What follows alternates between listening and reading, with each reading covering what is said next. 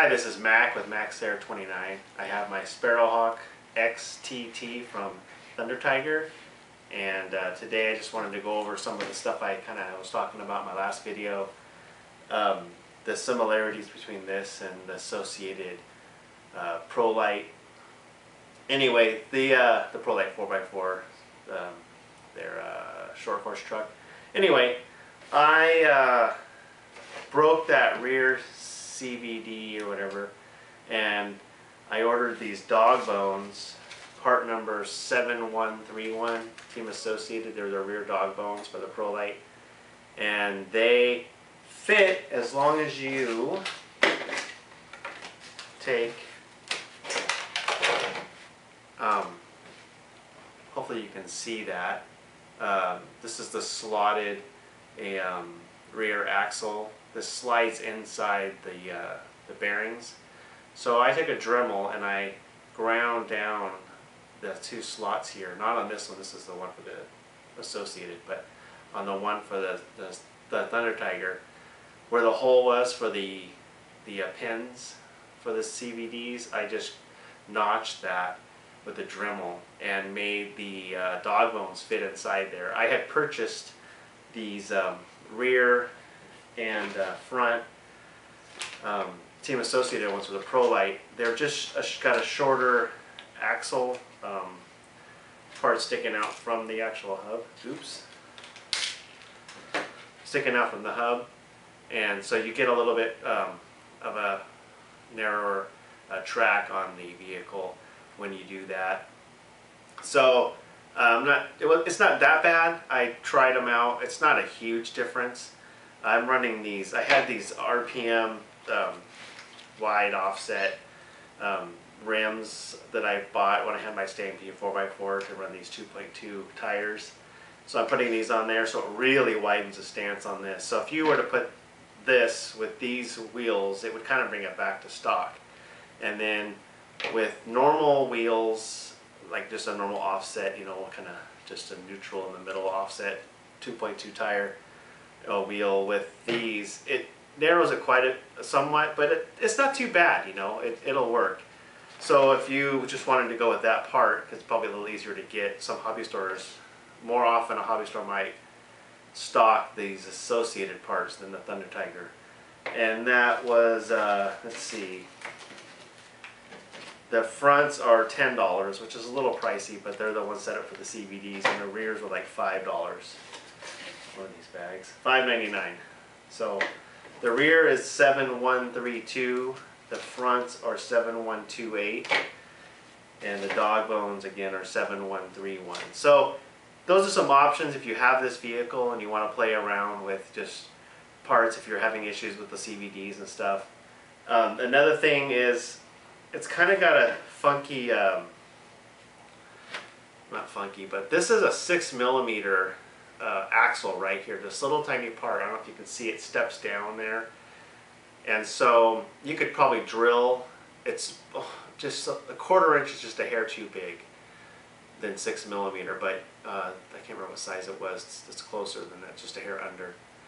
But these are the Team Associated SC 4x4. Is the same part number as the Prolite 4x4 hexes, and they make an aluminum set for $15, and these were like $3 for the 4.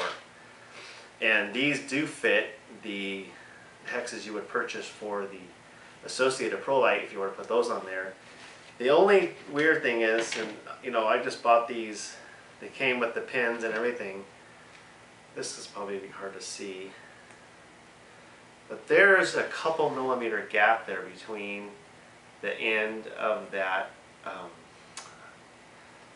the flange part there, the cup that sticks in the bearing, and the actual back of the hex. I don't know if you're supposed to shim that. They gave you these 2 shims, but there's 4 hexes, and the shims aren't enough to even put one on each one. So I don't know if you just want to shim that up or something. But I think by the time you put the wheel on there, cinch it down, the pressure of pushing up against it will probably hold it just fine. There's just going to be a little bit of play there on the, I was supposed to say where the dog bones, this will kind of go in and out a little bit. So that's just something to keep in mind. That's probably something that also would be in the other kits that they're actually the stock part for, but I don't know. Anyway, that's just a kind of little update there of what I've done. I was able to run these rear dog bones on this by just dremeling those. And I just measured this this notch here. I think it was like 17.3 millimeters. I don't know, it's supposed to be like a standard size, but anyways, it doesn't have to be perfect or close. I mean, exact, but I kind of got it pretty close. And then it's running pretty good. I drove it today, got a full battery pack through it at this little bash spot I go to, and it jumps real well. It handled the rough terrain actually really well. It's where I drive my MT4. The other thing I just got done doing is I had a Sidewinder in this, and I took that out. It's the Castle Sidewinder ESC. I put this Hobbywing SC8 waterproof 120 amp ESC in there. I had it in the Ruckus. It's overkill for everything. I basically have it as a backup for 8 scale stuff or whatever. It's so cheap it was worth getting this as opposed to, you know, a lower graded ESC. I had to cut a little bit of the, there's a little tiny lip that separates the servo bank here from the ESC bank. I just took a Dremel and I hacked out just a part of it so it would slide in there. It almost fits all the way, but there's a little buck out where the servo wires come out, and that it was too shallow to sit on over that lip. So just taking that little part out was able to seat it in there, and it's exactly the same size as these two lips here. And then the other part is, I don't want to take it apart to show you, but where the bulkhead fits the chassis, it's kind of like a little triangular shaped piece that fits together, and right where they mate together there's a little lip too that raises up about 1/4 inch, and how it's angled, it kind of comes at an angle and it comes in like this, and this little part right here was hitting the very little corner of the ESC and wasn't able to squeeze it in all the way, and I just kind of notched that out of it with the Dremel, so I was able to square it up inside there. And with I used that Parma servo tape, it's that silicone stuff. It barely snugs in underneath this driveline cover, this support that goes across the whole chassis. It just able to squeeze it in there. That's a pretty tight fit. And what I did is I moved the servo arm here, the link. It's supposed to mount on the inside of the servo saver. I just flopped to the outside. Just gave me just a hair of clearance, and with it fully turned, it just barely touches, but it touches at the full turning radius of the truck, so it's not hindering the turning of it at all. In fact, you probably expo that down on the turning a little bit anyways, so not have it fully go all the way until it stops against the mechanical stops. So, and then I have the servo I'm running. I don't know if I ever mentioned it. This is 7150 MG, but it's an HD servo. I got it off of Hobby King, I think, or Hobby Parts, one of those. It was like 100-inch ounce or something like that servo, and it was like $10 or $15. It's pretty decent. I wouldn't say it's fully, the specs are fully accurate from what they say they are, but it's a decent servo for this. It's a little slow. And then I got this G-Force 3650 SL. It's a 4000 kV 4-pole motor in there, and I was running it earlier just in my grass and street, not a lot on the grass, just I was jumping onto the grass and then pulling out and running asphalt, and the temperature got up to like 140 degrees on the speed controller and the motor in like 5 or 6 minutes. So I was like, man, it's kind of hot for how powerful the motor is, but I thought maybe my gear mesh was a little tight. It was a hair too tight, so I fixed that, and then I was running it later and the wheel fell off and one of the bearings just disintegrated on the rear side. So I'm thinking maybe also I had a bad bearing and that was causing some extra drag. But I was having more heat than I was having with that cheap little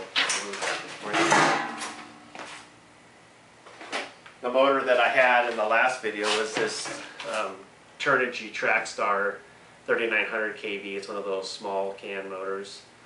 It's in their bigger ribbed casing there. And this one here, I ran it today out. It was about 70 degrees today. In a full battery pack, it was getting temperatures like 150. But it was not this motor gets a lot higher end speed out of this thing. It's a lot torqueier. So we'll have to see how it goes. And it cogs. Not every time I take off from stop, but it's very noticeable, but it's not super inconvenient, the amount of cogging. Once you get going, if you don't stop all the way and you just kind of start rolling almost to stop and then accelerate off slowly again, it'll take off just fine. It's just from the dead stop, it kind of has issues, especially if you take off while your wheels are fully turned. That little extra binding there, just on the drive line, causes a little more. But as far as power, I don't know how much. This thing here was making it wheelie almost all the way on its back. This thing here does the same, or a little harsher. So I don't know how much power, how you can judge power, or how much more than flipping on its back you can measure. So anyway, it's a very light kit. I don't know how efficient the drivetrain works, but it seems to have a little bit of a heat issue.